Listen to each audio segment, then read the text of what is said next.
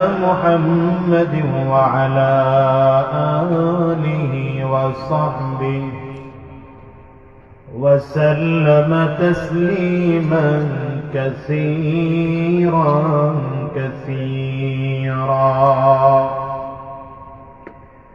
أما بعد فأعوذ بالله من الشيطان الرجيم بسم الله الرحمن الرحيم والذين جاهدوا فينا لنهدينهم سبلنا وإن الله لمع المحسنين صدق الله العظيم وصدق رسوله النبي الكريم ونحن على ذلك من الشاهدين والشاكرين والحمد لله رب العالمين سبحانك لا علم لنا إلا ما علمتنا إنك أنت العليم الحكيم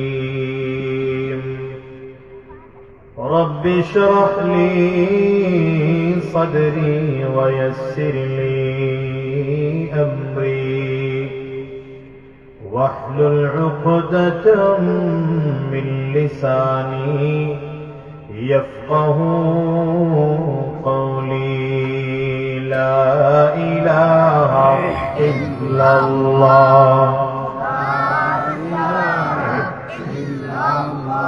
جرے آواز دیے زبان کو شکل ملے لا إله إلا الله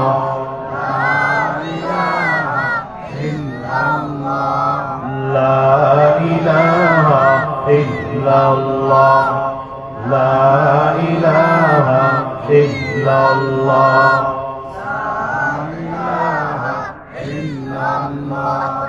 لا إله إلا الله لا إله إلا الله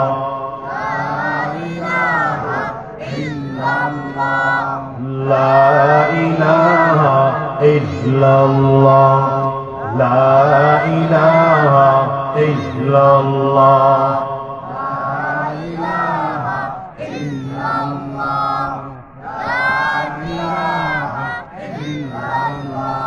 لا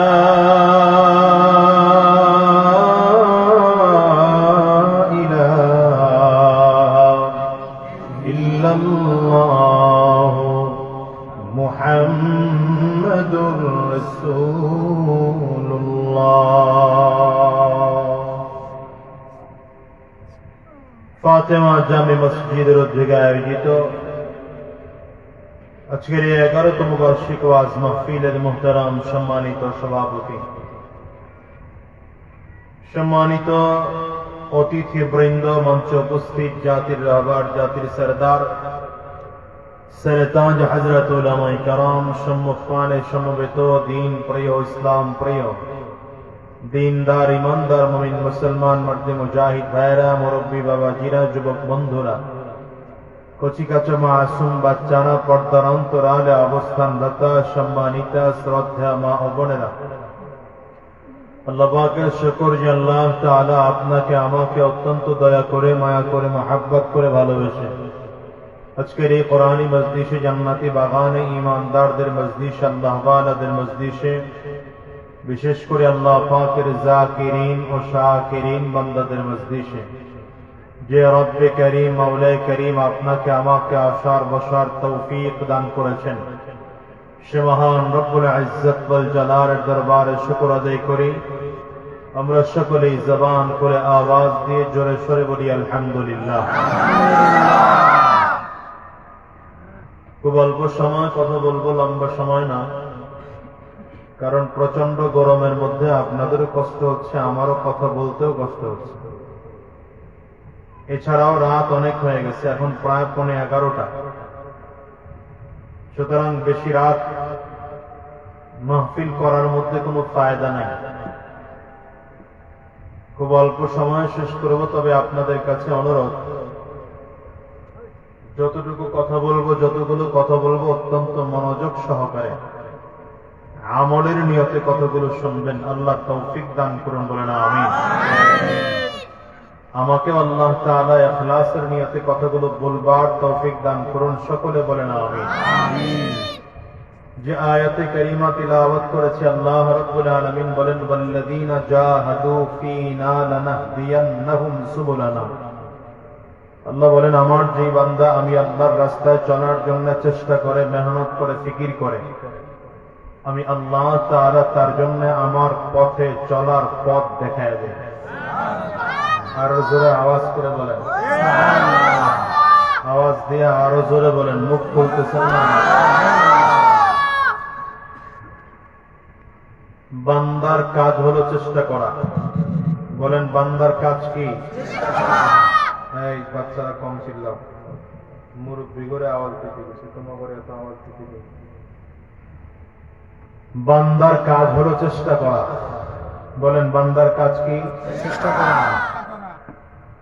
বান্দা চেষ্টা করবে, কি চেষ্টা করবে? জাহান্নামের আযাব থেকে বেঁচে থাকার চেষ্টা করবে, জান্নাত পাওয়ার চেষ্টা করবে, নেক আমল করার চেষ্টা করবে, বদ আমল থেকে বেঁচে থাকার চেষ্টা করবে। পারবে কিনা এটা দেখার বিষয় না, কারণ বান্দা গুনাহ থেকে বাঁচতে পারবে না এটা আল্লাহও জানেন। এই জন্য আল্লাহ তাআলা গুনাহ করে ফেললে তওবা করার জন্য আবার তওবার দরজা খোলা রাখছেন। আর মানুষকে আল্লাহ তাআলা বানাইছেন এমন ভাবেই, গুনাহের শক্তি মানুষের মধ্যে আল্লাহ পাকের সৃষ্টিগত দেওয়া। বান্দার মধ্যে গুনাহের শক্তি সৃষ্টিগত ভাবেই আল্লাহ পাকের দেওয়া। কারণ মানুষকে আল্লাহ তাআলা বানাইছেন পৃথিবীর জানোয়ারের অভ্যাসও মানুষের মধ্যে আছে, ফেরেশতাদের অভ্যাসও মানুষের মধ্যে আছে। দেখবেন ফেরেশতাদের মধ্যে গুনাহ করার কোন শক্তি নেই, গুনাহ করার শক্তি নেই, কিন্তু ফেরেশতাদের মধ্যে আকল আছে। যেমন গুনাহ করতে রাগ লাগে, ফেরেশতাদের রাগ নাই। গুনাহ করতে হিংসার দরকার হয়, ফেরেশতাদের হিংসা নাই। গুনাহ করতে লোভ লাগে, ফেরেশতাদের লোভ নাই। গুনাহ করতে যৌন চাহিদা লাগে, ফেরেশতাদের তাও নাই। কিন্তু ফেরেশতাদের আকল আছে। বলেন, ফেরেশতাদের কি আছে? আবার দুনিয়ার জানোয়ারের দিকে যদি তাকান, তাহলে দেখবেন জানোয়ারের মধ্যে রাগ আছে, হিংসা আছে, লোভ আছে, যৌন চাহিদাও আছে। অর্থাৎ গুনাহ করার জন্য যতগুলো উপকরণ আছে সব জানোয়ারের মধ্যে আছে, কিন্তু জানোয়ারের মধ্যে আকল নেই। তাই ছেলে, তুমি একটু নামো, আমার কথা শোনো। ফেরেশতাদের মধ্যে গুনাহ করার শক্তি নাই, কিন্তু আকল আছে। জানোয়ারের মধ্যে আকল নাই, কিন্তু গুনাহ করার সব শক্তি আছে। এখন মানুষকে আল্লাহ, আমরা মাইক কয়জন? মাইকলা কয়জন? সব মাইকল মাইক লেট। আচ্ছা, একজন ভালো অপারেটর ওখানে বলতো, বাকিরা এদিকে। তোমার ওয়াজ শোনা দরকার।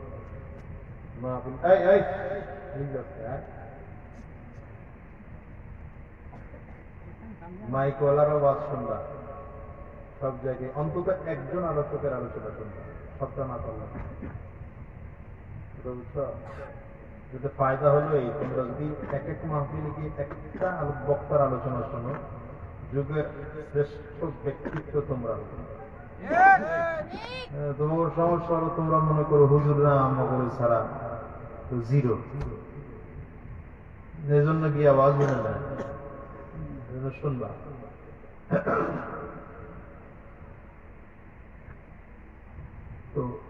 ফেরেশতাদের মধ্যে আকল আছে গুনাহ করার,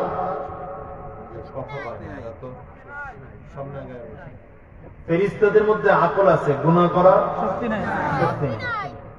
জানোয়ারের মধ্যে আকল নাই, গুনাহ করার সব শক্তি আছে। এখন মানুষকে আল্লাহ তাআলা কেমন করে বানাইছেন দেখেন, মানুষকে আল্লাহ তাআলা বানাইছেন জানোয়ারের মধ্যে যেমন গুনাহ করার শক্তি, রাগ, হিংসা, লোভ, যৌন চাহিদা, এগুলো সব মানুষের মধ্যে আছে।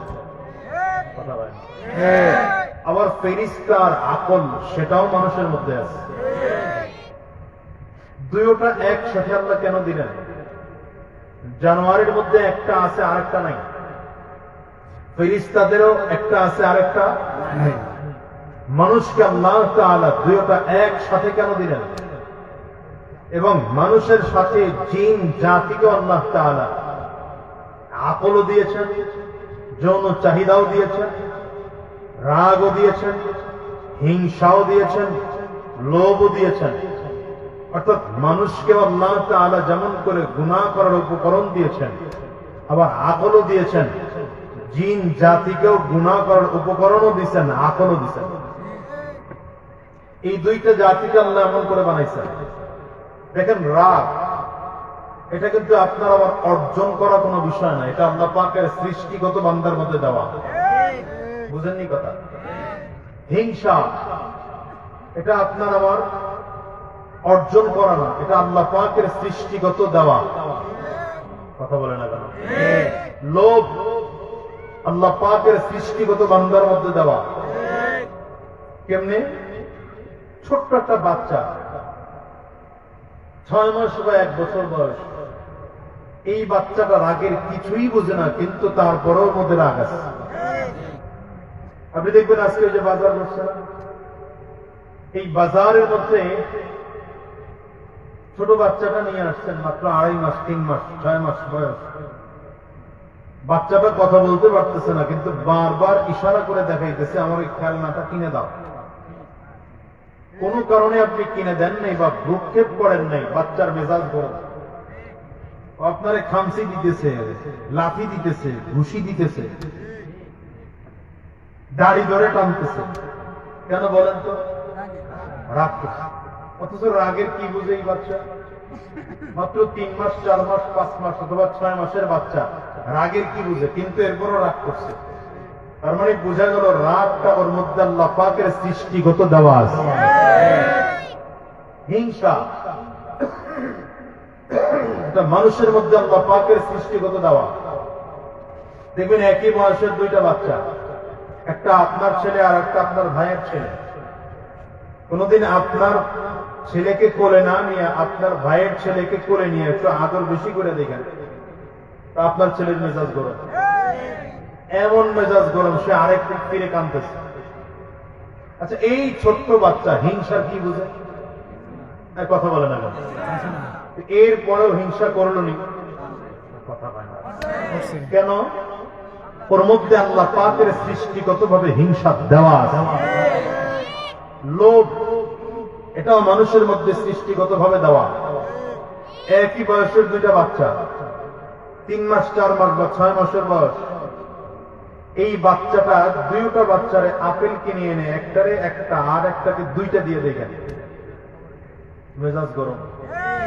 কথা কয় না? এই এই এই ভিতরে ঢুকে বল।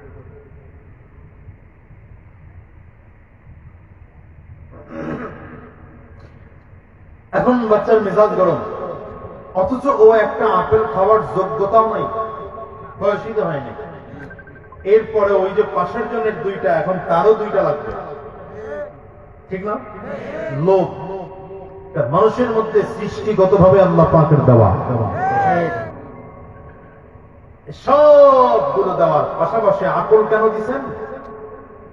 আকল দেওয়ার কারণ হলো, যদি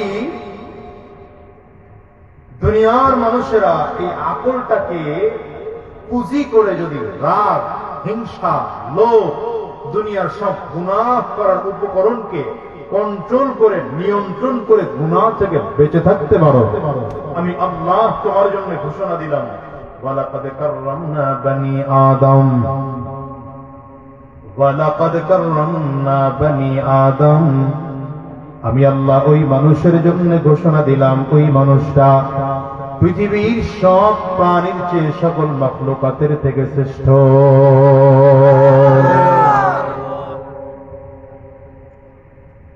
দুই জাতির মধ্যে আল্লাহ তাআলা দুই গুণ দিয়েছেন। এক নম্বর হলো মানব জাতির মধ্যে গুণ দিয়েছেন, আবার জিন জাতির মধ্যেও গুণ দিয়েছেন। এদের মধ্যে গুনাহ করার শক্তিও আছে, আবার আকলও আছে।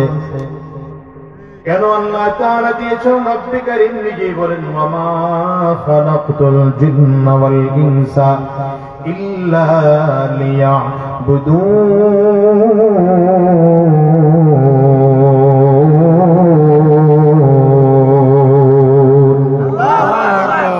জিন জাতি আর মানব জাতিকে আল্লাহ তাআলা রবের গোলামি করার জন্য জমিনে পাঠিয়েছেন।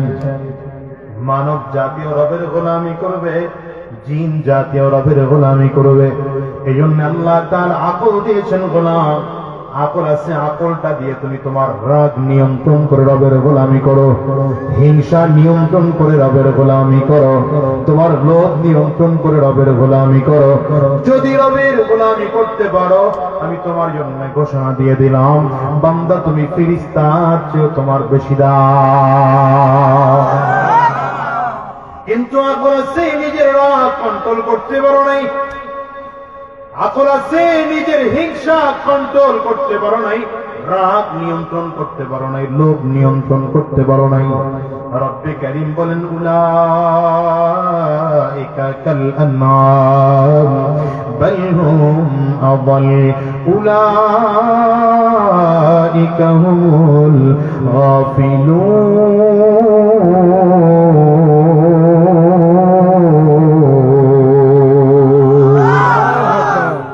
আকল আছে কিন্তু নিজের রাগ নিয়ন্ত্রণ করতে পারো নাই।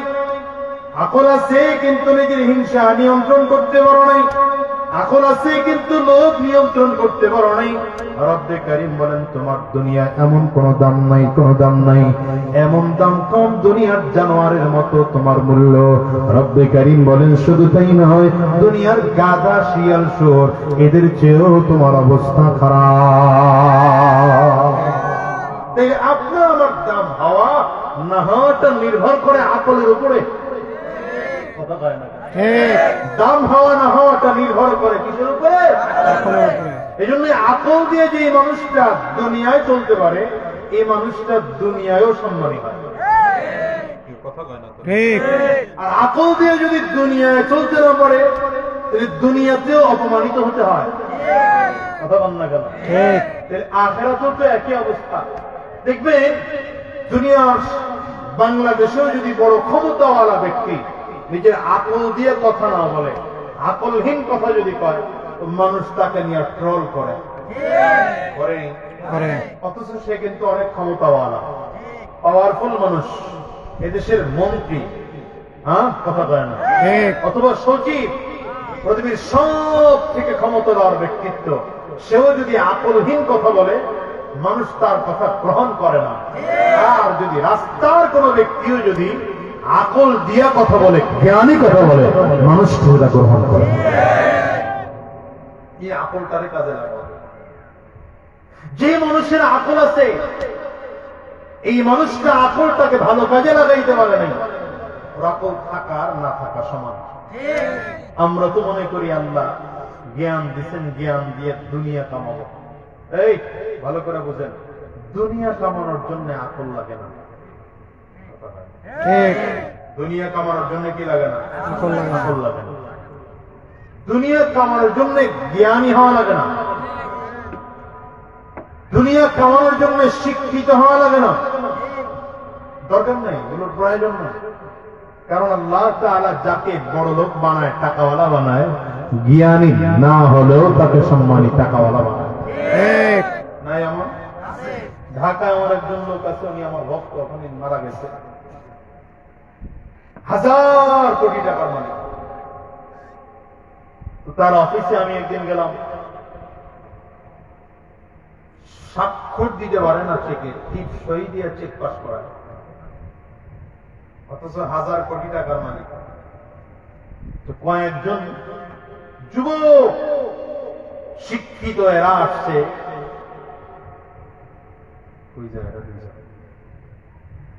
হ্যাঁ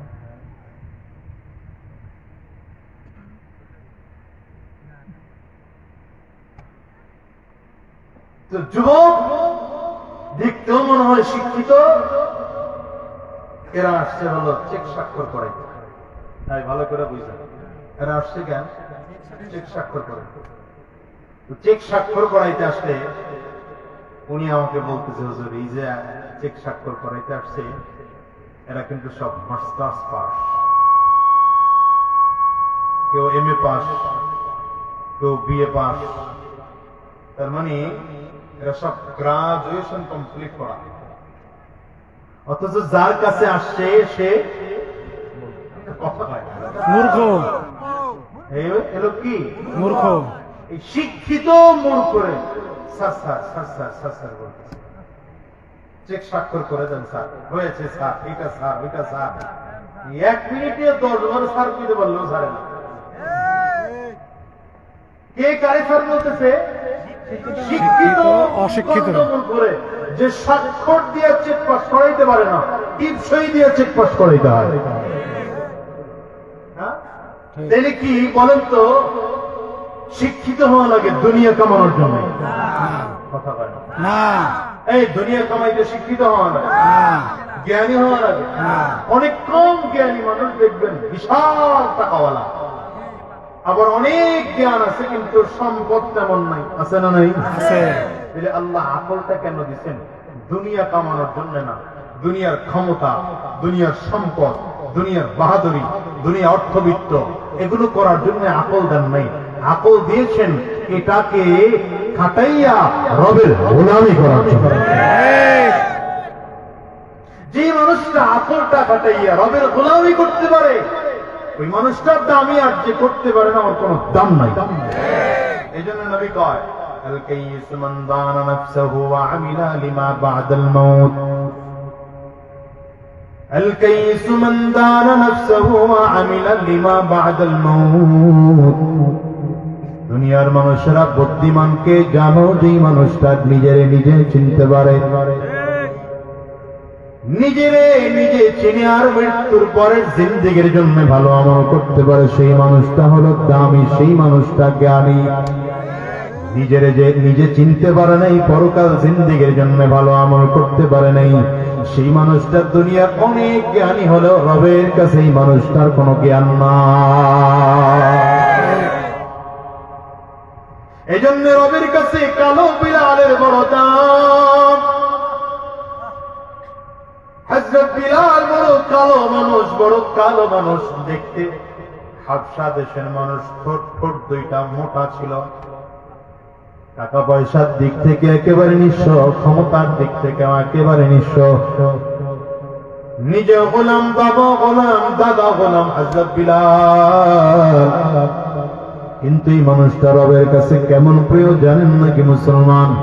রাসূল আরবি সাল্লাল্লাহু আলাইহি ওয়াসাল্লাম যেদিন মিরাজে রওনা করলেন, জিবরিল আমিন নবীর হাত ধরে ধরে জান্নাত ঘোরায় ঘোরায় দেখাইতেছেন। নবীজি খেয়াল করেন, কে যেন জান্নাতে আমার নবীর সামনে সামনে হাঁটতেছে, খরমের আওয়াজ পাওয়া যায়। নবী আমার জিবরিলকে ডাক দেয়, জিবরাইল আমার আগে কে যেন হাঁটে, হাঁটার আওয়াজ পাওয়া যায়, কে বলো তো? জিবরিল আমিন কয়, পয়গম্বর এটা আপনার সাহাবী কালো বিলাল। মিরাজ থেকে ফিরে এসে আমার নবী বিলালকে ডেকে বলে, বিলাল কি আমল করেছ যে আমলের কারণে আমার জান্নাতে ঢোকার পরে দেখলাম আমার আগে তোমার জান্নাতে চলার খরমের আওয়াজ পাওয়া যায়? হযরত বিলাল ডেকে বলেন, পয়গম্বর তেমন কোন আমল আমি করতে পারি নাই, তবে আপনার বলা একটা আমল আমি করি। আপনি বলেছেন যখনই ওযু করব 2 রাকাত নামাজ আদায় করে নিবা। পয়গম্বর আমি বিলাল যখনই ওযু করি 2 রাকাত নফল নামাজ আদায় করে নেই। নবী আমার কই জন্যই বিলাল তোমার এমন দাম। নবী আমার এখন ডেকে বলে, দুনিয়ার মানুষেরা আমি নবী কিয়ামতের ময়দানে সবার আগে জান্নাতে যাব। আমি নবী আগে কেউ জান্নাতের মধ্যে ঢোকার পারমিশন পাবে না, কারণ আমি নবীর হাতে জান্নাতের গেটের চাবি কাঠি থাকবে। আমি আমার হাতের চাবিটা দিয়া জান্নাতের গেটটা খুলে দেব।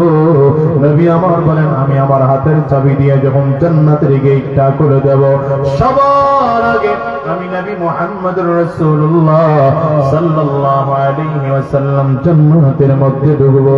আমি নবী জান্নাতে ঢোকার পর অন্যান্য নবীরা জান্নাতে ঢোকার পারমিশন পাবে। অন্যান্য নবীরা জান্নাতে ঢোকার পরে আমার নবীর উম্মতিরা জান্নাতে ঢোকার পারমিশন পাবে। আমার নবীর উম্মতিরা জান্নাতে প্রবেশ করার পর অন্যান্য নবীর উম্মতিরা জান্নাতে ঢোকার পারমিশন পাবে। কিন্তু নবী আমার ডেকে বলেন, এ বিলাল, কিয়ামতের ময়দানে আমি নবীজি সওয়ারিতে আরোহণ করে জান্নাতের মধ্যে যাব। সেই সওয়ারির লাগাম ধরে ধরে ধরে ধরে তুমি বিলাল আমি নবীর আগে জান্নাতে যাইবা। আল্লাহু আকবার, চিল্লাও। হে দয়াময় রহিম রহমান, তোমার দয়ায় দিবানিশি গাই যে মধুর গান। তোমার দয়ায় দিবানিশি গাই তোমারি গান। হে দয়াময় রহিম রহমান, তোমার দয়ায় দিবানিশি গাই যে মধুর গান। তোমার দয়ায় দিবানিশি গাই তোমারি গান। কষ্ট হয়, অসুবিধা হয়। ফকির তুমি বাদশা বানো তোমারি দয়াতে, বাদশা আবার ফকির বনে তোমারি ইশারাতে। ফকির তুমি বাদশা বানো তোমারি দয়াতে, বাদশা আবার ফকির বনে তোমারি ইশারাতে। যখন খুশি নাও গো কেড়ে, যখন খুশি নাও গো কেড়ে মাখলুকাতের পান। তোমার দয়া দিবানিশি গাই যে মধুর গান। তোমার দয়া দিবানিশি গাই তোমারি গান। হে দয়াময় রহিম রহমান, তোমার দয়া দিবানিশি গাই যে মধুর গান। তোমার দয়া দিবানিশি গাই যে মারি গান। আল্লাহু আকবার, আল্লাহু আকবার বলে আওয়াজ করে আল্লাহু আকবার, দিলে আরো জোরে কোন আল্লাহু আকবার, জবান খুলে আরো জোরে বলেন আল্লাহু আকবার। নবীর আশিক হও, পাগল হও, নবীর পাগল হও।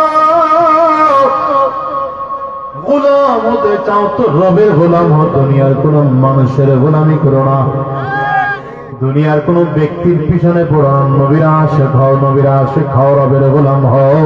দুনিয়া তো তোমার দাম, আখিরাতেও তোমার দাম। হযরত বিলাল নবীর আগে জান্নাতে গেল, কথা বলেন ঠিক, জান্নাতে নবীর আগে। আল্লাহু আকবার, আল্লাহু আকবার। অথচ বিলাল কালো, কালো, বিলাল কালো, এত কালো। আচ্ছা দেশের মানুষ, আরে ভাই কালোর মধ্যেও তো একটা চেহারার মধ্যে সৌন্দর্য থাকে। হযরত বিলালের এটাও ছিল না। ঠোঁট দুইটা মোটা ছিল, আযানের শব্দটাও সঠিক উচ্চারণ করতে পারতেন না। আরে টাকা পয়সার দিক থেকে নিঃস্ব ছিলেন, কিন্তু গোলামি ঠিক করে করার কারণে রবের কাছে এত দামি হয়ে গেছে, এত দামি হয়ে গেছে, নবীর আগে জান্নাতে রওনা করছে। সুবহানাল্লাহ। এই বিলাল বুদ্ধিমান, কথা বলে ঠিক, না। আবু জাহল বুদ্ধিমান না, কথা কয় না। বিলাল, আবু বকর বুদ্ধিমান না, আবু জাহল বুদ্ধিমান না, কথা কয় না তো। আবু বকর, আবু জাহল বুদ্ধিমান না, আবু বকর বুদ্ধিমান। আবু বকর, ওমর বুদ্ধিমান না, উতবা বুদ্ধিমান। ওমর। আল্লাহু আকবার, জোরে কোন আল্লাহু আকবার। দাম কম। এই জন্য বলি, এই যে যেখানে যারা আসছে এই সব মানুষগুলো বুদ্ধিমান। ঠিক, আলহামদুলিল্লাহ কোন। আলহামদুলিল্লাহ। না চিন্তা করছেন প্যাকেট করে থুয়ে দিই বাড়ি যেয়ে বুঝেন। আলহামদুলিল্লাহ বলেন, জোরে বলেন। আলহামদুলিল্লাহ। এইখানে মানুষ যারা আসছে কেন আসছে এই মানুষগুলো?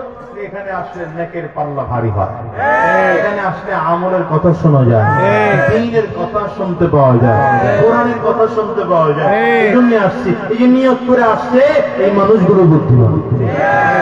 আবার এত দূর আইসা এই বাজারে যারা আটকে পড়ছে এরা বুদ্ধিমান না। কথা বলে না, ঠিক, এরা কি না? বুদ্ধিমান না। কেমনে বুঝাই বলেন, কেমনে বুঝাই? মুসলমান যদিও মন খারাপ, লোক কম, গরম অনেক, কিন্তু আমি তো বলি এই কম লোকগুলোই বুদ্ধিমান। নবীর যুগেও বুদ্ধিমানের সংখ্যা বেশি ছিল না কম ছিল? কম। এখনো তো বুদ্ধিমানের সংখ্যা কম। এরা যদি বিশাল নিজের অনেক বুদ্ধিমান দাবি করে, আসলে বুদ্ধিমান না, এরা সব বুদ্ধিহীন, নির্বুদ্ধি মানুষ। আল্লাহ এবং আল্লাহর রাসূল আবু জাহালরে আবু জাহাল নাম রাখছে। নাম কিন্তু তার আবু জাহাল না। নাম কি জানেন? হ্যাঁ, নাম কি? না, আবুল হাকামও তার নাম না, এটাও তার উপাধি। তার নাম হলো আমর ইবনে হিশাম। নাম কি? আমর ইবনে হিশাম। নবীজি দোয়া করছিলেন, আল্লাহ দুই আমরের এক আমরকে ইসলামের জন্য কবুল করো। এক আমর ছিল যুগের শ্রেষ্ঠ আমর, ওমর ইবনুল খাত্তাব রাদিয়াল্লাহু আনহু। আর এক আমর হলো এই আমর ইবনে হিশাম। তো নবীজি দোয়া করছিলেন এই আবু জাহিলের লেগা। আবার হযরত ওমরের জন্য একজনের দোয়া আল্লাহর কাছে কবুল হইছে, আর একজনের দোয়া আল্লাহর কাছে কবুল হয়নি। এই আবু জাহলকে মক্কার কাফির মুশরিকরা আবুল হাকাম উপাধি দিয়েছে, বুদ্ধির বাপ। আল্লাহ এবং তার রাসূলকে কিসের বুদ্ধির বাপ? এটা মূর্খের বাপ।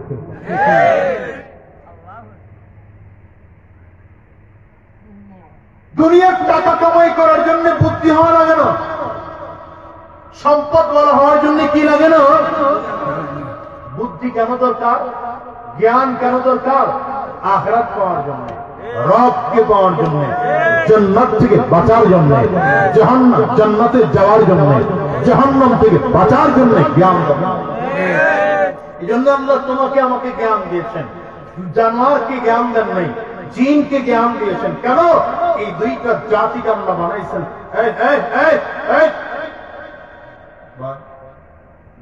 সাবধান, আর কাউকে যেন ধমক দিতে না।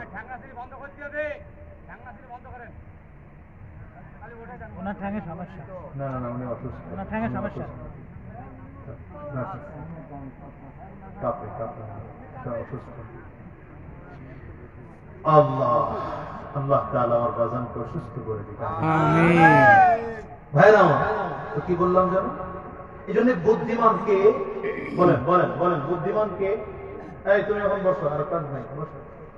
বুদ্ধিমানকে নবী কয় যে নিজেকে নিজে চিনে, যে নিজে কথা কয় না তো এরা এমনি দমকায় দমকায় আলোচনা করে, এই কথা মুখে আইনা রাখবেন। বুদ্ধিমানকে যে নিজের নিজে চিনে, এমনি করে আওয়াজ দেয়, আওয়াজ দেয় কিপটা কমাতে টাকা পয়সা দিয়েছে আপনার করতেছে, আওয়াজ সেই গেলি আপনার। বুদ্ধিমানকে যে নিজেকে চিনে, বুদ্ধিমানকে যে নিজেকে নিজে চিনে, নিজেরই নিজে চিনে, আর পরকালীন জিন্দেগির জন্য আমল করে, পরকালীন জিন্দেগির জন্য আমল করে। নিজের যদি নিজে চিনে, নিজের আমরা এখানে যত মানুষ আছি নিজেরই নিজে চিনি না, আমরা নিজেরই নিজেরে চিনি না। কেন? আপনি দেখবেন জেলার এসপি যিনি, তিনি তার সাথে মিশে না, মিশেনি, তার লেভেলের না হলে, অন্তত তার লেভেলের না হলেও অন্তত এডিসি হলেও তাদের সাথে মিশে, তো কোনোদিন একদম নর্মাল কারোর সাথে মিশবে না। কেন? সে এলাকার সবচেয়ে সম্মানিত। আপনি মুসলমানের সন্তান, আপনার একজন নবী আছেন, আপনার একজন আল্লাহ আছে, আপনার একটা কোরআন আছে, আপনার আইডল আছে, আপনার আইকন আছে। আপনি কাফিরের সাথে তালে তাল মিলায় চলেন কেন? আপনি নিজেরে নিজে চিনতে পারেন নাই, কথা বলেন না কেন? আপনি মুশরিকদের সাথে তালে তাল মিলায় চলেন কেন? আপনি এত মূর্খ যে ইসরায়েল তার বিরুদ্ধে চক্রান্ত আর ষড়যন্ত্র করে আপনি বাংলাদেশে আরসি আর কোকা কোলা আর ফান্টা নামে ওই ইসরায়েলের পণ্য খেয়ে টাকা আপনাদের কাছে পাঠিয়ে অস্ত্র আপনার কাছে আনতেছেন আপনাকে মারার জন্য। আপনি এত মূর্খ, এত মূর্খ, বুঝেননি কথা, বুঝেন ঠিক। আপনি নিজেরই নিজে চিনেন নাই, আমি আমারই চিনি নাই। যদি আমি আমাকে চিনতাম কোন কাফির আর মুশরিকদের কাছ থেকে সংস্কৃতি ধার করতাম না। এখন শোনানো হয় বাংলাদেশের মানুষদেরকে, শোনানো হয়, এই যে আজকেও খবর শুনলাম যে এই বৃষ্টির জন্য নামাজ সালাতুল ইস্তিসকার আয়োজন করা হয়েছে, ঢাকা বিশ্ববিদ্যালয়ে অনুমোদন দেওয়া হয়নি কেন? এতে ধর্মীয় উস্কানি হয়। নাউজুবিল্লাহ। থাক, বাড়ি যাও। নাউজুবিল্লাহ। কিন্তু যদি এরা আবার আবেদন করতো যে ব্যাঙের বিয়ে দেব, হুম। হ্যাঁ, তাহলে অনুমতি ঠিকই হয়ে যেত। এটা হলো আমার এই দেশ, অথচ 92% মুসলমানের দেশ দাবি করি। তার মানে আমি আমারে চিনি নাই। ঠিক। আমি কি করি নাই? চিনি নাই। আরে মুসলমানের সন্তান, তোমার একজন আইডল আছে, তোমার একজন আইকন আছে, তোমার একজন নেতা আছে, তোমার একজন নবী আছেন, কথা বলেন না কেন? ঠিক। চাইলে কোন কাফির আর মুশরিকদের সংস্কৃতি গ্রহণ করতে পারো না, কোন মুশরিকদের সংস্কৃতি গ্রহণ করতে পারো না, বরঞ্চ তোমার পূর্বপুরুষ যারা ছিল সাহাবায়ে কেরাম, এদের চেহারা দিয়ে তাকিয়ে শুধু আদর্শ দেখে অমুসলিম গুলো কালিমা পড়ে মুসলমান হয়ে যায়। এই জন্য বলবো সব নেতা ফেতা বাদ দেন, সব নেতা বাদ দিয়ে নেতা মানার দরকার হলে আমার নবীকে মানবো। আসতে বলেন কেন, জোরে বলেন। নেতা মানার দরকার হলে কারে মানবো? নবীকে। তোমার নেতা আমার নেতা বিশ্ব নবী মুস্তাফা। জানেন এই স্লোগানটা আপনারা? জানি। তোমার নেতা আমার নেতা বিশ্ব নবী মুস্তাফা। ভালো করে, তোমার নেতা আমার নেতা বিশ্ব নবী মুস্তাফা। আমরা সবাই রাসূল সেনা, ভয় করি না বুলেট বোমা। ভয় করি না বুলেট বোমা। পারবেন এই স্লোগান দিতে? ইনশাআল্লাহ। রাজি আছেন? সবাই রাজি আছেন? ইনশাআল্লাহ। আপনি তো অনেক নেতা করে খুশি করার জন্য স্লোগান দিলেন, আমার ভাই তোমার ভাই, হুম। কিও আমার ভাইয়ের চরিত্র হুম। জীবনে বলবেন না এই কথা, কখনো কারো চরিত্রের ব্যাপারে কথা বলবেন না ফুলের মতো পবিত্র, কারণ ফুলের মতো যদি কারো পবিত্র চরিত্র হয় সেটা একমাত্র আমার নবী। এই জন্য সব নেতা টেতা বাদ দিয়া আমার নবীর পক্ষে একটা স্লোগান দিতে রাজি। ইনশাআল্লাহ। মাশাআল্লাহ, কাশি দেন, গলা ক্লিয়ার করেন। এমনি করে কাশি দেন, অবশ্যই ভালো করে কাশি দেন। দুই হাত টান টান করে উঠে করেন, আল্লাহ। ডানে আর বামে তাকায় দেখেন, হাত তুলে নাই, ধরে মহাম্মদ করে হাতটা তুলে দেন। হ্যাঁ, ভালো করে তুলে দেন, হাতগুলো মোট করেন, ছাকি দেন, ভালো করে মোট করে ছাকি দেন। কণ্ঠের এবার যতটুকু আওয়াজ আছে পুরোটা আওয়াজ ছেড়ে দিয়ে একটা তাকবীর হবে। রেডি? আওয়াজ ভালো পাই না মুসলমান, রেডি? জোরে রেডি? রে তাকবীর। আল্লাহু আকবার। পোষাইল না, গাড়ি বাড়াই পোষাইল। আওয়াজ আর একটু জোরে লাগবে। রাজি? নারে তাকবীর। আল্লাহু আকবার। দুই হাত উঁচু করে, নিচে নামতেছে অনেকের হাত, নামতে পারবে না। নারে তাকবীর। আল্লাহু আকবার। এত মোটামুটি হইতেছে, আরো হবে। নারে তাকবীর। আল্লাহু আকবার। তোমার নেতা আমার নেতা বিশ্ব নবী মুস্তাফা। বিশ্ব নবী মুস্তাফা, তোমার নেতা আমার নেতা। আমরা সবাই রাসূল সেনা, ভয় করি না বুলেট বোমা। ভয় করি না বুলেট বোমা। আমরা সবাই রাসূল সেনা। নারে তাকবীর। আল্লাহু আকবার। কোরআন সুন্নাহর আলো, ঘরে ঘরে জালো। কোরআন সুন্নাহ যেখানে, আমরা আছি সেখানে। আলেম উলামা যেখানে, আমরা আছি সেখানে। পীর বুজুর্গ যেখানে, আমরা আছি সেখানে। সুদ ঘুষ যেখানে, আমরা আছি সেখানে। নাই তো, না। নাই তো, ভালো করে নাই তো। আপনাদের এলাকায় সুদখোর আসেনি? ঘুষখোর মদ তো আছে। ক্যাসিনো খোর আছে। সবই তো আছে, নাই তো আছে, আছে। হ্যাঁ, কথা কয় না। আমরা নাই, সব থাকলেও আমরা নাই, ঠিক কিনা বলে? আর যদি আজকের এই মাহফিলেও কোনো সুদখোর, ঘুষখোর, মদখোর, জুয়াখোর, ক্যাসিনোখোর থাকে, আজকের এই মাহফিল থেকে ওয়াদা করে বের হন, আর সুদ খাবো না, আর ঘুষ খাবো না, হারাম রাস্তায় চলবো না, শয়তানি রাস্তায় চলবো না। তৈয়ার কারা কারা? দুই হাত উঁচা করে আল্লাহ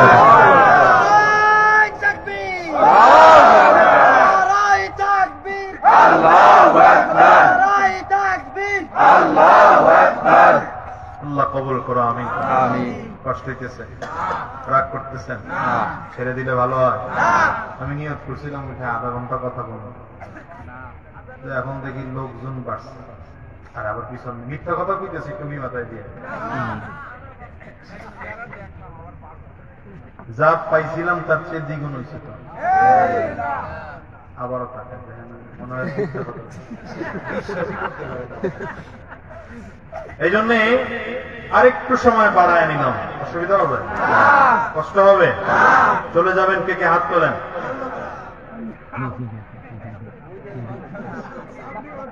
ফেসলাকারীর লোক সব জায়গায়।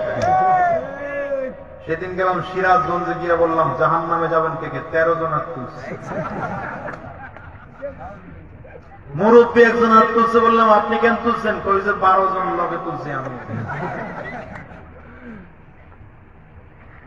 হুজুগে জাতি, এই জাতি হুজুগে মাতা, কথা বল না কেন? হুজুগে জাতি হওয়া যাবে না, সচেতন জাতি হতে হবে, ঠিক কিনা বলেন? আচ্ছা বলেন তো তাহলে বুদ্ধিমানকে, এতক্ষণের আলোচনা কি বুঝলাম? বুদ্ধিমানকে যে নিজের নিজে চিনে মৃত্যুর পরের জিন্দেগির জন্য ভালো আমল করে।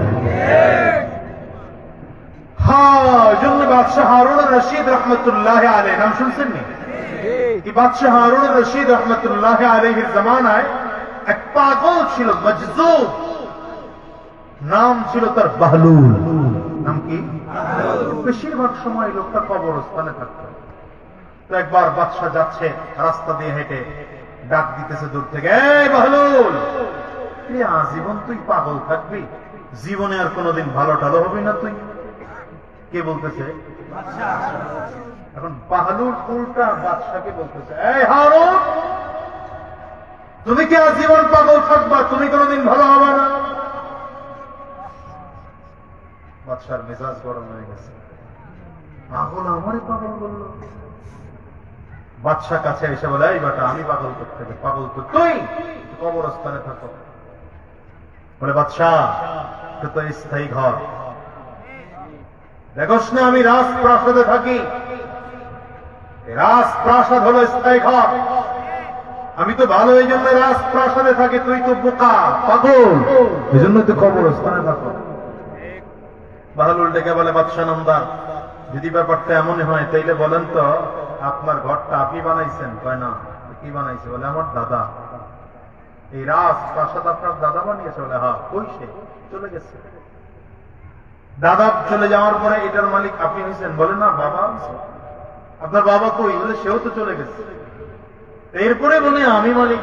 আপনি মনে হয় চিরজীবন থাকবেন? বলে না বোকা, আমিও চলে যাব। আপনার পরে? আমার পরে আমার সন্তান। সে চিরজীবন থাকবে না। আমার নাতি? নাতির পরে? তার সন্তান।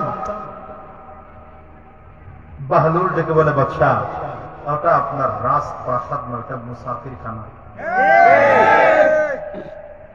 আর আমি কবরস্থানে আছি, এই জন্য আমার বকেন, পাগল মনে করেন। এটা পাগলামি না, এটাই আমার আসল বাড়ি। মুমিনের স্থায়ী বাড়ি জান্নাত, আর কবর হলো আসল বাড়ি। ঠিক কিনা বলেন? এই যে নয় তোরা আসল বাড়ি, কবর যে তোরা আসল ঠিকানা। এই যে নয় তোরা আসল বাড়ি, কবর যে তোরা আসল ঠিকানা। ও তো এই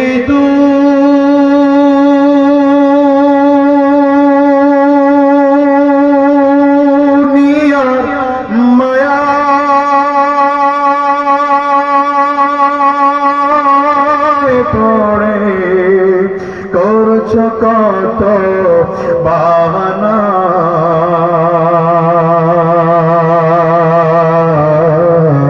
এই যে নয় তোর আসল বাড়ি, কবর যে তোর আসল ঠিকানা।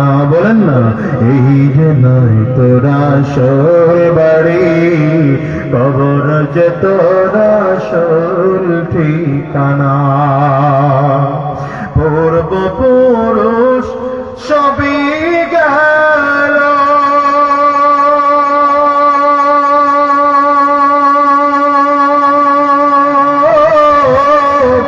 একে একে সব হারালো। বাবা গেল, দাদা গেল,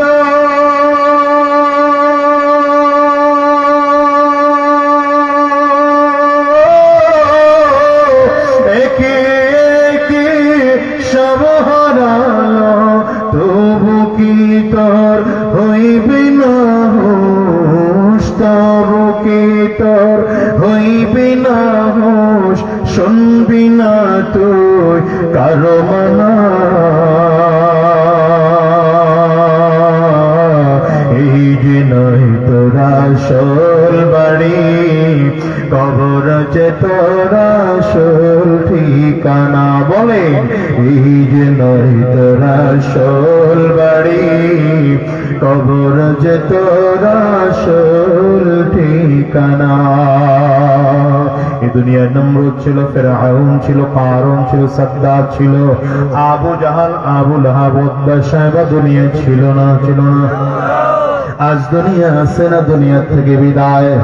আবার আদম আলা নবীনা আলাইহিস সালাম ছিলেন, পয়গম্বর মুসা আলাইহিস সালাম ছিলেন, পয়গম্বর ইব্রাহিম আলাইহিস সালাম ছিলেন, পয়গম্বর ইসহাক আলাইহিস সালাম ছিলেন, পয়গম্বর আইয়ুব আলাইহিস সালাম ছিলেন, পয়গম্বর নূহ আলাইহিস সালাম ছিলেন, পয়গম্বর ইদ্রিস আলাইহিস সালাম ছিলেন, পয়গম্বর ঈসা আলাইহিস সালাম ছিলেন। আখির জামানার পয়গম্বর জনাবে মুহাম্মদুর রাসূলুল্লাহ সাল্লাল্লাহু আলাইহি ওয়াসাল্লাম দুনিয়া ছিলেন। এই ভালো মানুষেরা, পৃথিবীর শ্রেষ্ঠ মানুষ নবীরা, এরাও দুনিয়া আছে না? দুনিয়া থেকে বিদায়। বুঝা গেল, ভালো মানুষটাও দুনিয়া থাকবে না, খারাপ মানুষটাও দুনিয়া থাকবে না, সুন্দর মানুষটাও দুনিয়া থাকবে না, অসুন্দর মানুষটাও দুনিয়া থাকবে না, কোটি কোটি টাকার মালিক দুনিয়া থাকবে না, একদম নিঃস্ব মানুষটাও দুনিয়া থাকবে না, বিশাল বড় ক্ষমতার মালিক মানুষটাও দুনিয়া থাকবে না। আর যেই মানুষটার কোনো ক্ষমতা নাই, কুড়ির ঘরে ঘুমায়, এই মানুষটাও দুনিয়া থাকবে না। চিল্লা জোরে বলো ঠিক কিনা? বাংলার দিকে বলে বাদশা নন্দার, ওই যে রাজপ্রাসাদ, রাজপ্রাসাদ নয়, ওটা বানাখানা নয়, ওটা তো মুসাফির খানা। মুসাফির খানা, কারণ আপনার দাদা ছিল, সে আজকে নাই, আপনার বাবা ছিল, সে আজকে নাই। আজকে আপনি আছেন, আপনিও থাকবেন না, আপনার সন্তান আসবে, সেও থাকবে না, তার নাতি আসবে, সেও থাকবে না, তারও সন্তান আসবে, সেও থাকবে না। কিন্তু আমার এই কবরে আপনারও আশা লাগবে, আমারও আশা লাগবে। বলেন বাদশাহ এখন বুদ্ধিমানকে, আপনি না আমি? বাদশাহ হারুন চিল্লায় কাঁদে আর বলে, বালু, এতদিন তোমারে পাগল মনে করেছিলাম, আসলে তুমি তো পাগল না, আসলে তুমি পাগল না, তুমি একজন বুদ্ধিমান। তোমার মতো বুদ্ধিমান মানুষ দুনিয়ায় আর কেউ হয় না। চমৎকার একটা নসিহত তুমি আমারে করলাম। বাদশা চিল্লায় কাঁদতে আরম্ভ করেছে, বড় আনন্দিত হয়েছে বাহলুলের এই কথায়। বাদশা ডেকে বলে, এই বাহলুল, আমি তোমাকে কিছু পুরস্কার দিতে চাই, কি পুরস্কার নিবা তুমি বলো? বাহলুল ডেকে বলে, বাদশা নামদার, আমি আপনার কাছ থেকে কোনো পুরস্কারই নিতে চাই না, পুরস্কার আমি একজনের কাছে চাই। তিনি কে? চিল্লা বলো, আঙ্গুলটা উঁচা করে জবান বলে চিল্লা বলো, তিনি কে? আমি আপনার কাছ থেকে কোনো পুরস্কার নিতে চাই না, পুরস্কার একজনে দিবেন, তিনি আমার আল্লাহ।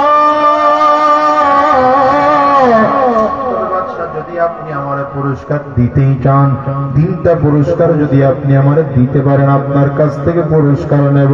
বলে কি 3 পুরস্কার? 1 নম্বর পুরস্কার, বাদশা নামদার হায়াত যখন আমার শেষ হয়ে যাবে আজরাইল আমার সামনে এসে দাঁড়ায় যাবে। গুনাহগারের সামনে যখন আজরাইল দাঁড়াবে, গুনাহগার তাকিয়ে দেখবে আজরাইলের পা 2টা জমিনে দেখা যায়, মাথাটা সাত আসমানের উপরে দেখা যায়, একটা হাত পৃথিবীর পূর্ব প্রান্তে দেখা যায়, এক হাত পৃথিবীর পশ্চিম প্রান্তে দেখা যায়। বাদশা নামদার যদি আমাকে কিছু দিতেই হয় আজরাইলের হাত থেকে বাঁচাই আমার হায়াতটা বাড়ায় দিবেন, পারবেন নি? বাহাদুরের দিকে তাকিয়ে বাদশা কান্না করে আর বলে, না না, আজরাইল কারো সামনে আসলে হায়াত বাড়ানোর ক্ষমতা পৃথিবীর কারো নাই। কারণ রব্বে করিমের ঘোষণা, ইদা আজালুহুম লা ইস্তাখিরুনা সাআতান ওয়ালা ইস্তাকদিমুন।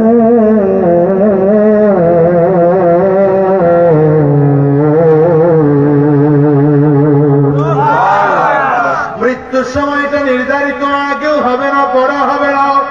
তাহলে ডেকে বলে, বাদশা নামদার, তাইলে আপনি আমার 2য় নম্বর পুরস্কার দিবেন। আমার আর একটা উপকার আপনি করতে পারবেন নি।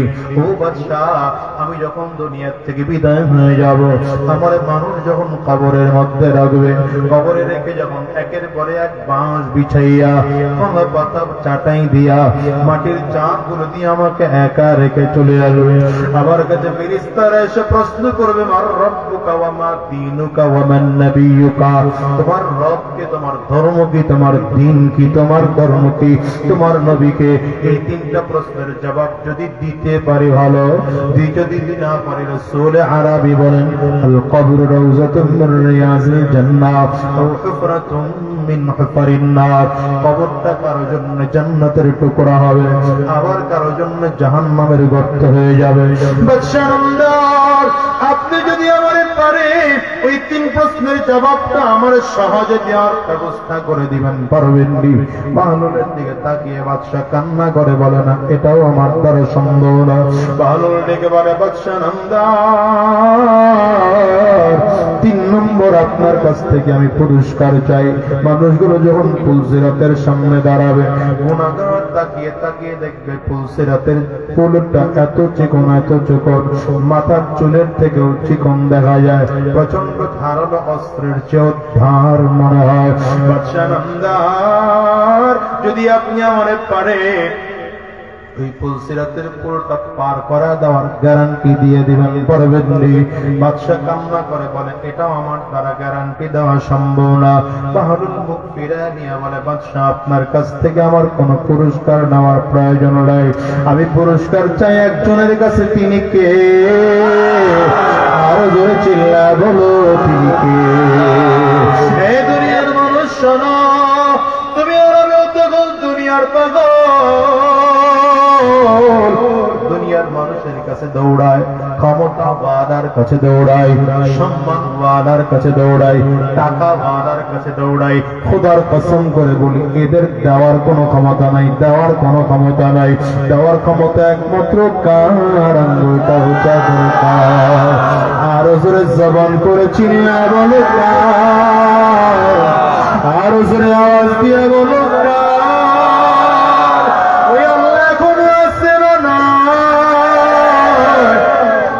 ফেরাউনকে দিয়েছে ওই আল্লাহ এখনো আছেন না নাই?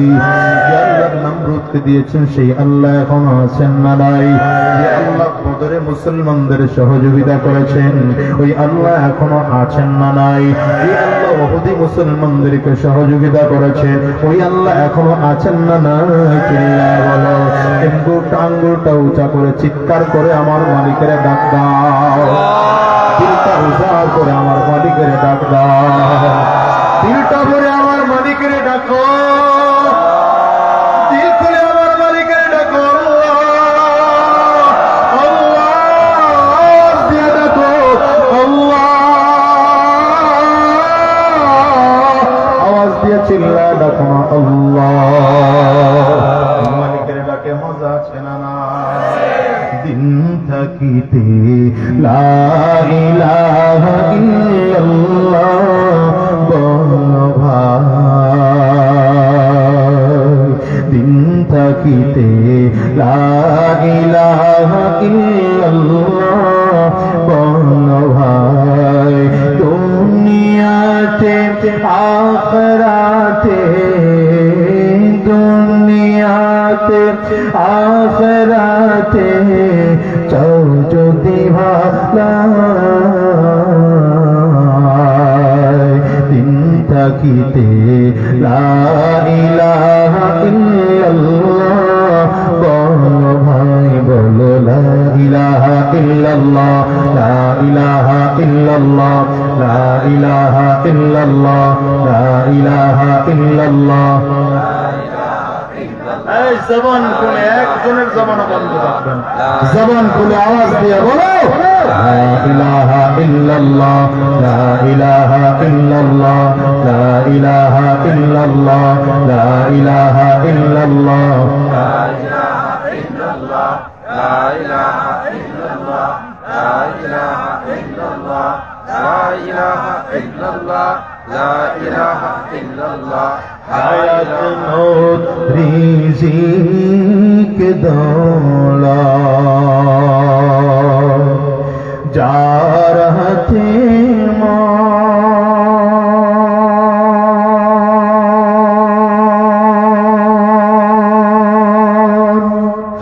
একবার তুই তার কথাটা ভাবিসিনে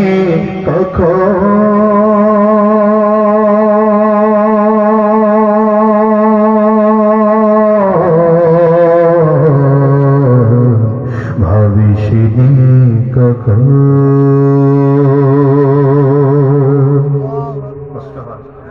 অসুবিধা হয় আসবে যেদিন দুঃখের রাতি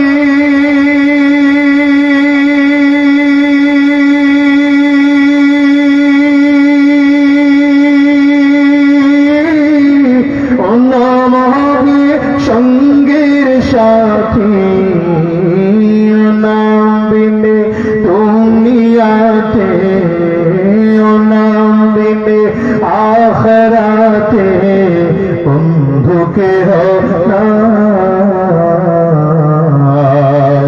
দিন থাকিতে লা ইলাহা ইল্লাল্লাহ বলো ভাই দিন থাকিতে লা ইলাহা ইল্লাল্লাহ বলো ভাই বলো লা ইলাহা ইল্লাল্লাহ লা ইলাহা ইল্লাল্লাহ লা ইলাহা ইল্লাল্লাহ লা ইলাহা ইল্লাল্লাহ লা ইলাহা ইল্লাল্লাহ লা ইলাহা ইল্লাল্লাহ আপনাদের কষ্ট হইছে মনে হয় হ্যাঁ লা ইলাহা ইল্লাল্লাহ শেষ করে দিলে ভালো হয় আর কিছুক্ষণ চলবে কথা বলে না চলবে আল্লাহ কবুল করো আমিন আমিন আরে জোরে বলেন না আমিন হযরত বিলালের দুনিয়ায় কিন্তু কোনো দাম নাই রবের কাছে এত দাম কেন হযরত বিলালের আকল দুনিয়া কামাই করার জন্য খরচ করে নাই আকল খরচ করছেন কারে পাওয়ার জন্য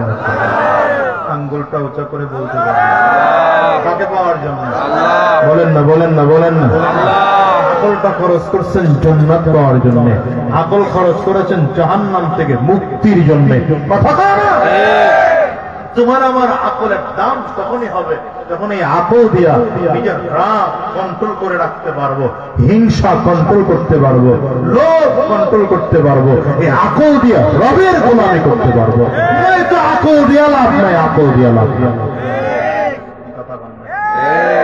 যার আকল আছে ওই মানুষটার জন্য নামাজ আছে যার আকল আছে তার জন্য রোজা আছে যার আকল আছে তার জন্য শরীয়তের ইসলাম আছে যার আকল নাই ওর নামাজ পড়লেও গুনাহ নাই না পড়লেও গুনাহ নাই যার আকল নাই রোজা রাখলেও অসুবিধা নাই না রাখলেও গুনাহ নাই কথা বলেন পাগলের হিসাব নিকাশ আছে কথা বল না কেন পাগলের হিসাব নিকাশ আছে একজন মানুষ যে কয়দিন পাগল থাকে যে কয়দিন সেন্সলেস থাকে তার গুনাহও ধরা হয় না সওয়াবও ধরা হয়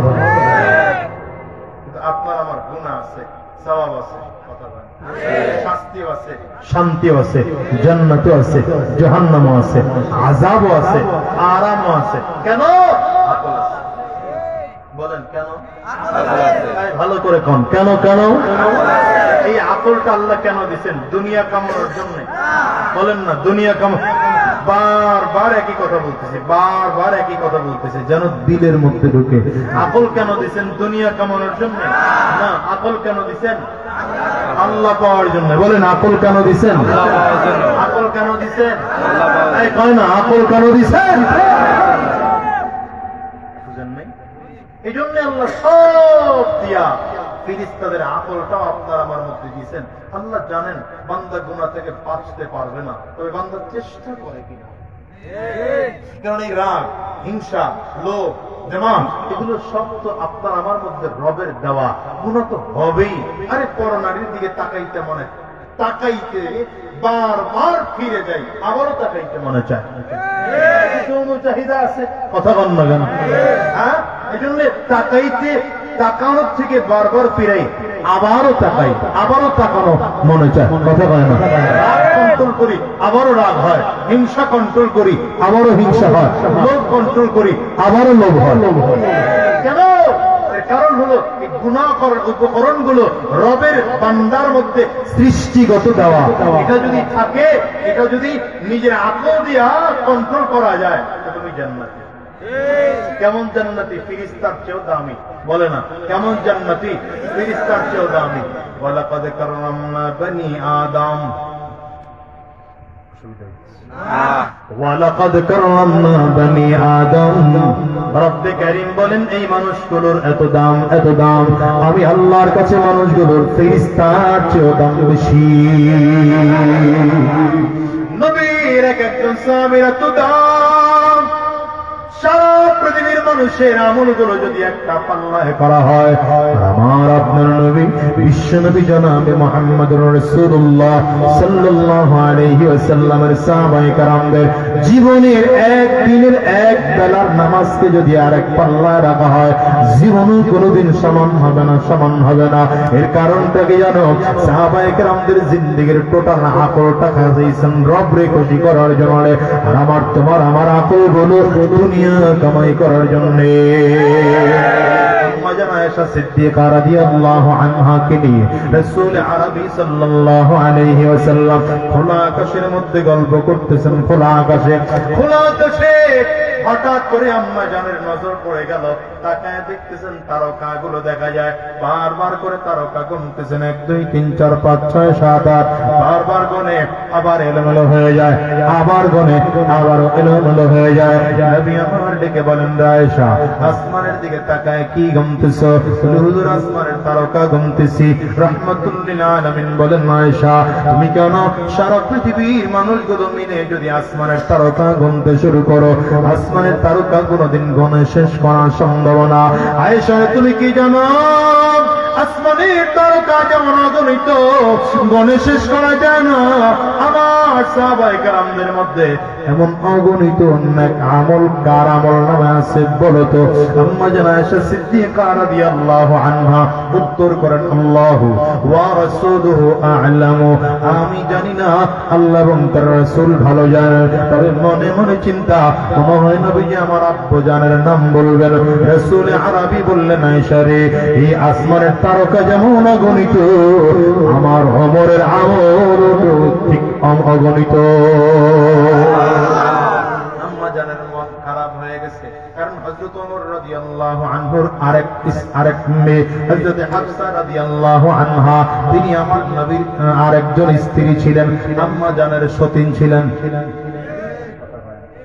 রাহমাতুল লিল আলামিন এবার এমন চমৎকার ঘোষণা দিলেন, রে আয়েশা, ওমরের টোটাল জিন্দেগির আমল যদি এক পাল্লায় রাখা হয়, আর আমার সাহাবী আবু বকরের আমল যদি এক রাতের আমল যদি আরেক পাল্লায় রাখা হয়, আমার ওমর, আমার আবু বকর ওই যে হিজরতের রাতে আমার দিকে রওনা করেছিল, ওই একটা রাতের আমল যদি আরেক পাল্লায় রাখা হয়, ওমরের টোটাল জিন্দেগির পাল্লা হালকা হইয়া এক রাতের আবু বকরের পাল্লা ভারী হয়ে যাবে।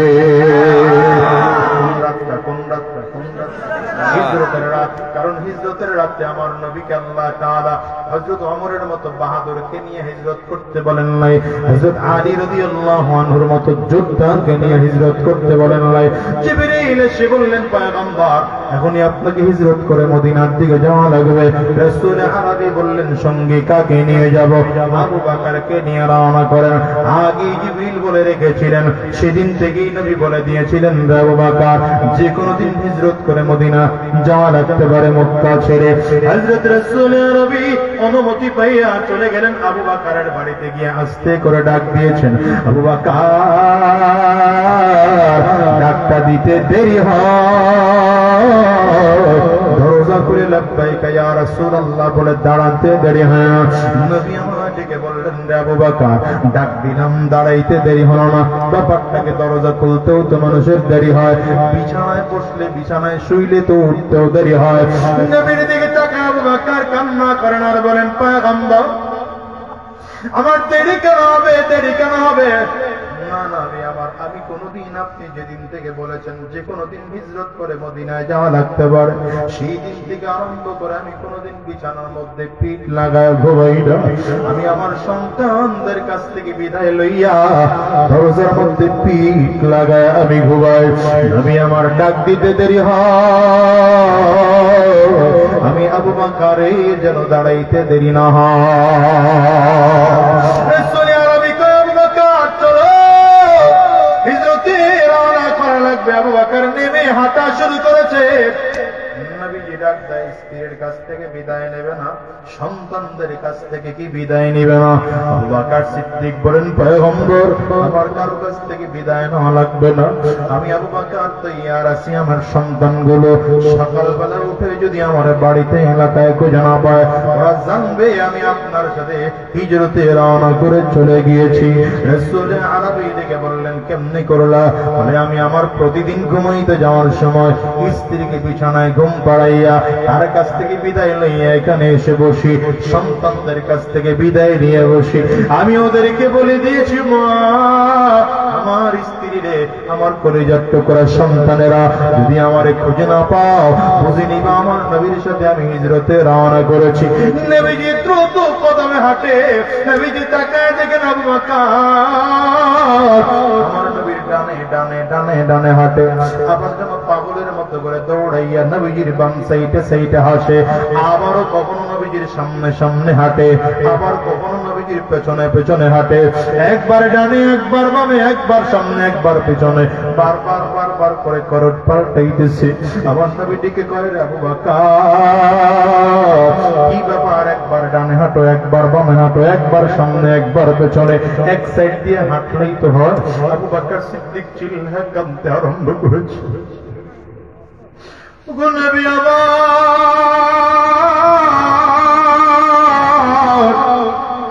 আজকের এটা হিজরতের রাত, আপনি আবু বকরের মতো একটা বৃদ্ধ মানুষকে নিয়ে রওনা করলেন হিজরত করার জন্য। আমি কয়টা দিকে আপনার খেয়াল রাখবো? আপনি ওমরের মতো বাহাদুরকে নিয়ে রওনা করলেন না, আলীর মতো যোদ্ধাকে নিয়ে রওনা করলেন না, ওসমানের মতো নওজওয়ানকে নিয়ে রওনা করলেন না। আমি একজন বৃদ্ধ মানুষ, আমার বড় ভাই হয়, যখন আপনার ডানে ডানে হাঁটি আমার ভয় হয় না জানি কাফেররা বাম দিক থেকে আপনার গায়ে তীর মারে, দৌড়ায় জন্য আবার বাম সাইডে চলে আসি। আবার বড় ভয় হয় না জানি ডান দিক থেকে কোন কাফির আপনাকে লক্ষ্য করে তীর মারে, আবার দৌড়ায় ডান দিকে চলে আসি। আবার আমার মনে বড় ভয় হয় না জানি কোন কাফির সামনের দিক থেকে আপনার তীর মারে, আবার দৌড়ায় সামনের দিকে যাই। আবার মনে ভয় হয় না জানি পেছন দিক দিয়ে কোন কাফির আক্রমণ করে, আবার দৌড়ায় পেছন দিকে যাই। নবী বারবার বারবার করে করুন পাল্টা পাল্টা, ডানে বামে সামনে পেছনে ঘুরি। এই জন্য ঘুরি নবী আমার, যদি কোন কাফের আপনাকে লক্ষ্য করে হামলা করে, তীর গুলো যেন এসে আমার আবু বকর আমার গায়ে লাগে, কিন্তু নবী আপনার জন্য যারা পরিমাণ ক্ষতি না হয়।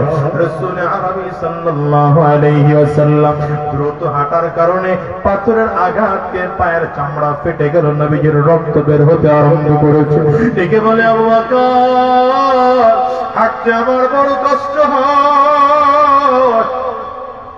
হঠাৎ করে তাকায় দেখেন আবু বকর সিদ্দিক নবীজির পায়ের কাছে মাটির মধ্যে বসে পড়লেন। কি ব্যাপার আবু বকর? বলেন পয়গম্বর আমার কাঁধের উপরে উঠে বসেন, আমি আপনারে নিয়ে নিয়ে সামনের দিকে আগাবো।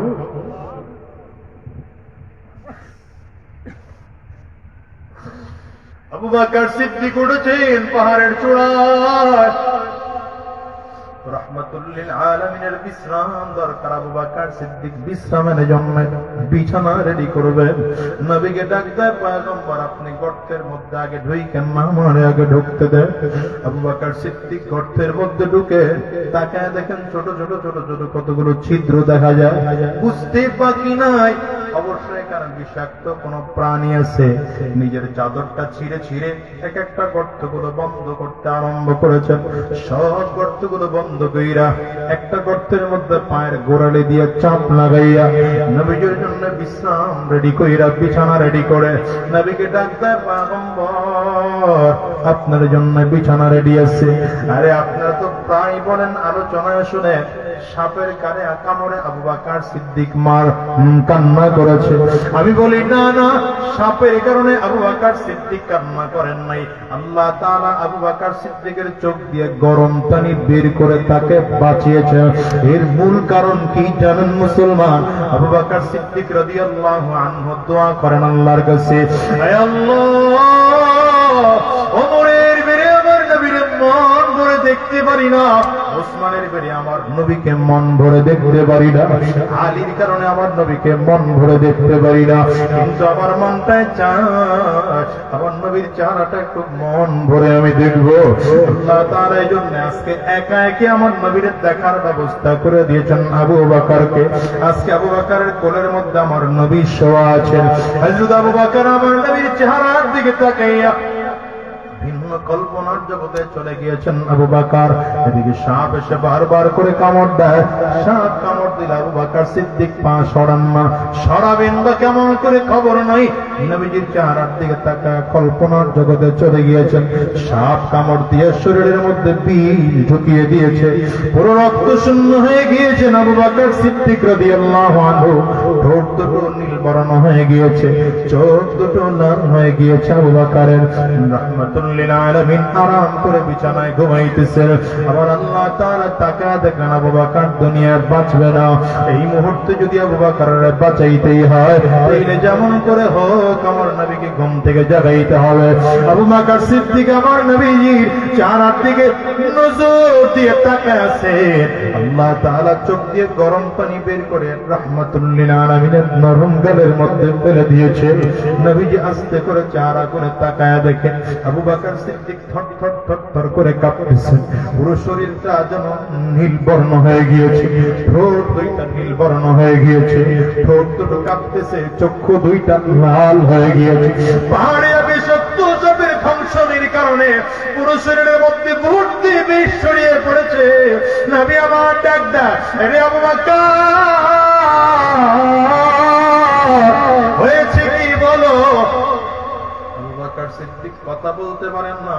আমার নবী ইশারা করলেন পাটা সরাও। আবু বকর সিদ্দিক পা সরাইলেন। সাপ উঠে আমার নবীরে বুঝাইতে চান, পয়গম্বর আপনারে দেখার জন্য সহ্য করতে পারিনি, কামড় দিয়ে দিয়েছে আপনার সাহাবীরে। নবী আমার মুখের লালা লইয়া কত জায়গায় একটুখানি লাগায় দিলেন।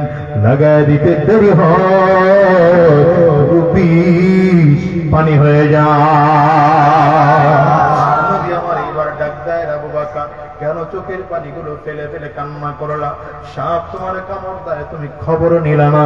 আমারে বলতেও তো পারতা পয়গম্বর আমারে সাপ কামড় দিয়েছে। আবু বকর সিদ্দিক আমার নবীর দিকে তাকায় কান্না আরম্ভ করেছে। ওগো নবী আমার, আমি কেমনে বলবো? আমি তো কল্পনার জগতে ছিলাম নবী আমার।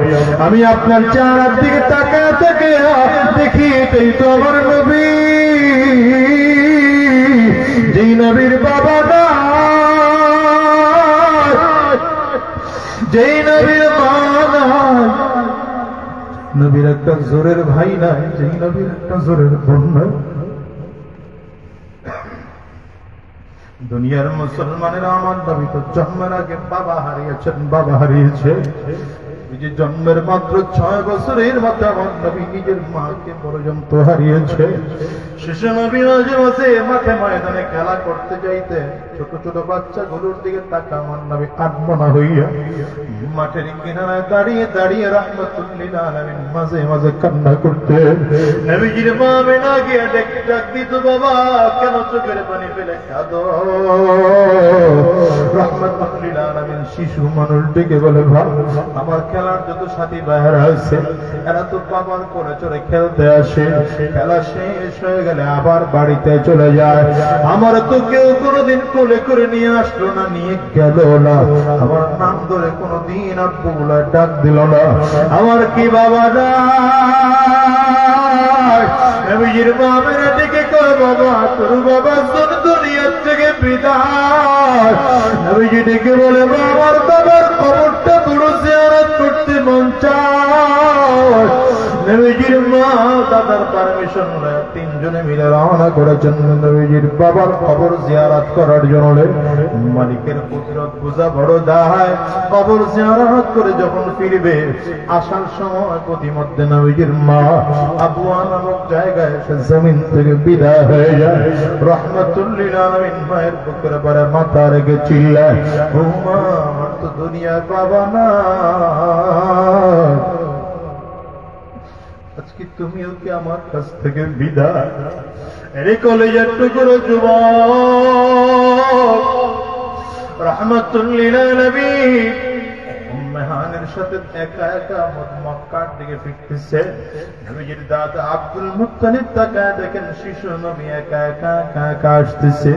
কাছাকাছি আসলে আমার নবীর কোলের মধ্যে জড়ায় ধরে ডাক দেয়, দাদু ভাই তোমার আম্মু কই, আম্মু কই?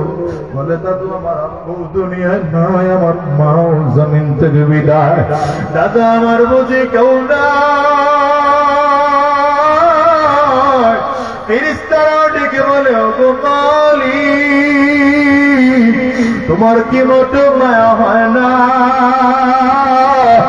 যেই মানুষটাকে পৃথিবীর শ্রেষ্ঠ মানুষ বানায় পাঠাইছো, যাকে তুমি নবীদের ইমাম বানায় পাঠাইছো, আজকে তার বাবাও নিয়ে নিলা, আজকে মাও তার নিয়ে নিলা। রব্বে কারীম বলেন, সব নিয়ে নেব, আমার নবীর পাশে আমি আল্লাহ একাই থাকবো। দুনিয়ার মুসলমানেরা হিসাব করে দেখো, এত অল্প বয়সে মা হারাবো বাবা হারাবো, কি পরিমাণ ব্যথার যন্ত্রণার বিষয়।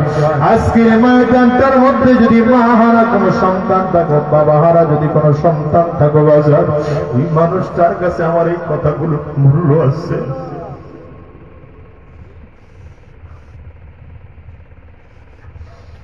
যার ঘরে মা নাই, যার ঘরে বাবা নাই, তার কাছে আমার কথাগুলোর মূল্য আছে রে বাজা। যে মানুষটার মা আছে বাবা আছে, কোনদিন তোমরা এটা বুঝবা না। যদিও মাঝে মাঝে বলি আমার ঘরেও তো আমার মা না, আজকের এই মাহফিলটার মোনাজাত করে দিয়ে বাসায় যে গেলে হয়তো তোমরা দরজায় টোকা দিলে দরজা মা খুলবে। আজাদি বাসায় গিয়ে দরজার টোকা দিলে আমার মা দরজা খুলবে না। আজকে 18টা বছর আমি আজাদি মা নিজের টাকা দিয়ে মাকে একটা কাপড় কিনে দেওয়ার ক্ষমতা আমি আজাদির হয় না। নিজের টুকরো যুবক রে কেমন করে তোমাদেরকে বোঝাবো আমি জানি না। আজকের এই মজলিসটার মধ্যে বাজান আপনাদের কার কার মা একটু হাতটা উঁচা করে দেখায়। বাবা কার কার নাই আপনারা হাতটা একটু উঁচা করে রাখে। আমার যুবক গুলো তাকায় তাকায় দেখো মা হারা মানুষগুলো চোখের পানিগুলো ফেলে কান্না কেমন করে করে।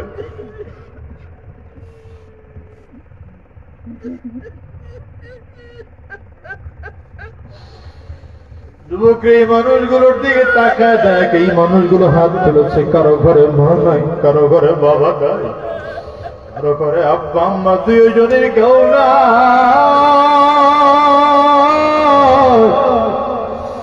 এই মানুষগুলো বড় এতিম, চোখের দিকে তাকায় দেখো, কারো চক্ষু দুইটা লাল হয়ে গেছে, কারো চোখের গোটা পানি জমে গেছে, কারো গাল বেয়ে বেয়ে পানিগুলো পড়ে।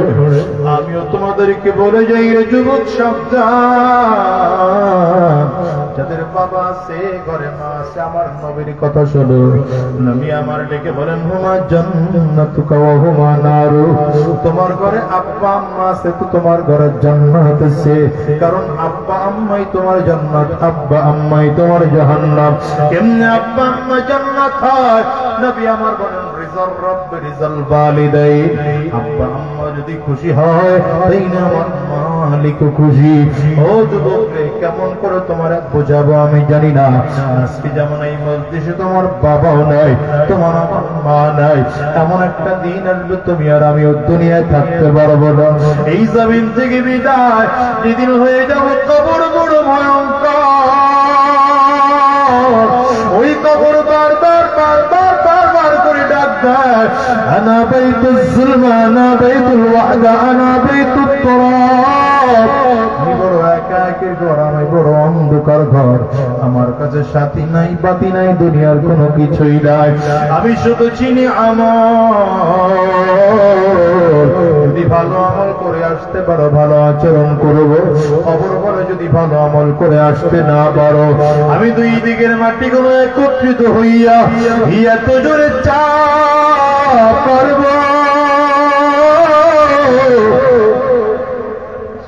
একটা বাজারের হাড্ডি কিন্তু আরেকটা পাজরায় নিয়ে পৌঁছাইয়া দেব। এই জন্য অনুরোধ করে গেলাম রে বাজান, দুনিয়ায় এত কিছু টাকার পর আকল দিয়ে নিজের রাগ হিংসা লোভরে কন্ট্রোল করো। মালিকের পাক্কা সাচ্চা গোলাম হয়ে জমিন থেকে বিদায় হও। কয়দিন দুনিয়ায় থাকবো জানি না, কোন দিন জমিন থেকে বিদায় হবো জানি না, কারণ দুনিয়া আসার সিরিয়াল আছে, বাজান রে যাওয়ার কিন্তু কোনো সিরিয়াল নাই। আসার সময় আগে দাদা আসে, তারপরে বাবা, তারপরে সন্তান। যাওয়ার সময় এমন হয় দাদা দুনিয়া থাকে, নাতি জমিন থেকে বিদায় হয়, বাবা দুনিয়া থাকে, সন্তান জমিন থেকে বিদায় হয়। তোমার আমার ক্ষেত্রে এমন হতে পারে কি পারে না? আওয়াজ করে চিল্লায় বলো। এই জন্য আজকের ময়দান তার থেকে আদা করে বিদায় হও।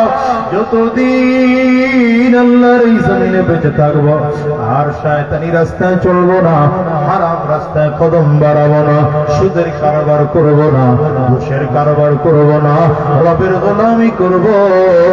কারা কারা তৈয়ার আছে? দুইটা হাত উঁচা করে আমার আল্লাহর দেখাও। আওয়াজ দিয়ে মালিকের চিল্লা ডাকো আল্লাহ। চোখে পানি না আসতে কান্নার বান্দরে ডাক দাও আল্লাহ।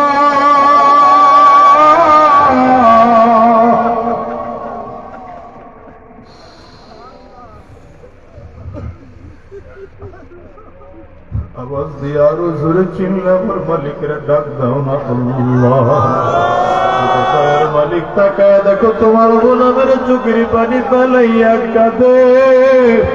কারো ঘরে মা নাই, কারো ঘরে বাবা নাই,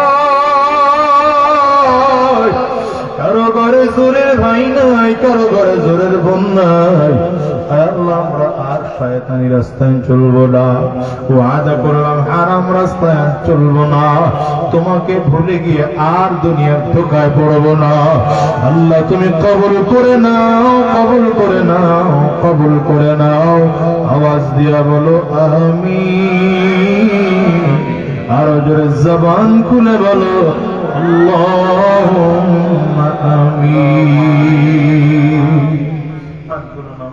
আমার বোঝান রাত অনেক গভীর হয়ে গেছে, আপনাদেরও কষ্ট হচ্ছে। আমি যে কথা বোঝাতে চেয়েছিলাম, দুনিয়ার সব ছেড়ে দিয়ে রবের গোলামি করব, আকলটা দিয়ে নিজের রাগ হিংসা লোভ কন্ট্রোল করে রবের পাক্কা গোলাম হয়ে বিদায় হব। রাজি তো ইনশাআল্লাহ? সবাই তৈয়ার? আল্লাহ তৌফিক দান করুন। জোরে বলেন আমিন। আরো জোরে আমিন। আর 2-3 মিনিট যদি আপনাদেরকে বসায় রাখি, আপনারা কি রাগ করবেন? মোনাজাত হবে এক্ষুনি। মোনাজাতের আগে 2-3 মিনিট সময় নেব, একজন উঠবেন না ইনশাআল্লাহ। রাজি তো? ইনশাআল্লাহ। সবাই রাজি তো? ইনশাআল্লাহ। শয়তান চাবে না যে আপনি মোনাজাত দিয়ে বরকত নিয়ে বাড়িতে যান, এজন্য শয়তান উঠায় দিতে চাবে, কিন্তু আপনি নফস আর শয়তানের ধোকায় না পড়ে একটু মনোযোগ দিয়ে বলবেন। রাজি তো ইনশাআল্লাহ? ইনশাআল্লাহ।